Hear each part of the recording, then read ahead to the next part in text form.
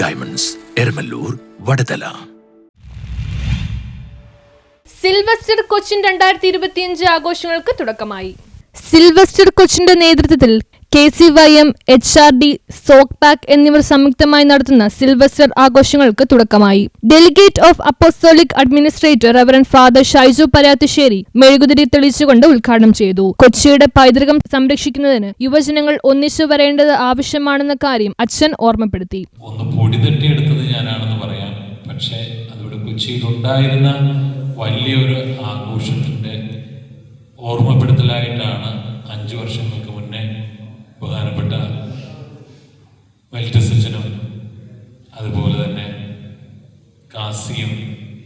കാസിയോടും മെൽറ്റസച്ചനോടും ചേർന്ന് ഇവിടെ സന്നിഹിതരായിട്ടിരിക്കുന്ന സ്നേഹം നിറഞ്ഞ മറ്റ് സഹോദരങ്ങളെ ചേർന്ന് പുനരാവിഷ്കരിക്കുന്നത് അല്ലെങ്കിൽ പൊടി തട്ടിയെടുത്തതും സിൽവസ്റ്റർ ഒന്നാമൻ എന്ന പേരിൽ ഉണ്ടായിരുന്ന ആദ്യത്തെ പാപ്പ, അന്നത്തെ റോമ ചക്രവർത്തിയായിരുന്ന കോൺസ്റ്റാന്റിൻ രാജാവിനെ ചക്രവർത്തിയെ ക്രിസ്തുമതത്തിലേക്ക് ജ്ഞാനസ്നാനപ്പെടുത്തി.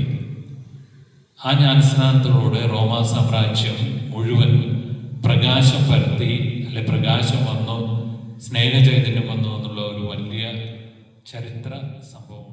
കൊച്ചി രൂപത chancellor father Johnny Xavier Puthukkattu സിൽവസ്റ്ററിന്റെ ചരിത്ര പ്രാധാന്യത്തെക്കുറിച്ച് സംസാരിച്ചു. Silvester Cochin general convener Danny Antony അധ്യക്ഷ പ്രസംഗം നടത്തി.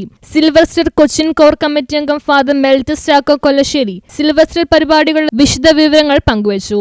Father Josy Elassery, Josy PJ, കാസി പൂപ്പന, അന്ന ഡിൽഫ, എബിൻ തോമസ്, ജീവ റെജി എന്നിവർ സംസാരിച്ചു. സിൽവസ്റ്റർ ആഘോഷങ്ങളുമായി ബന്ധപ്പെട്ട് കാർണിവൽ കമ്മിറ്റിയോട് ചേർന്ന് നടത്തുന്ന കരോൾ കോമ്പറ്റീഷന്റെ പോസ്റ്റർ ലോഞ്ച് നടത്തുകയുണ്ടായി. ബോം നാത്തൽ എന്ന പേരിൽ നടത്തുന്ന ഓൾ കേരള കരോൾ കോമ്പറ്റീഷൻ ഈക്കുറി സിൽവസ്റ്റർ ആഘോഷങ്ങൾക്ക് മാറ്റുകൂട്ടും.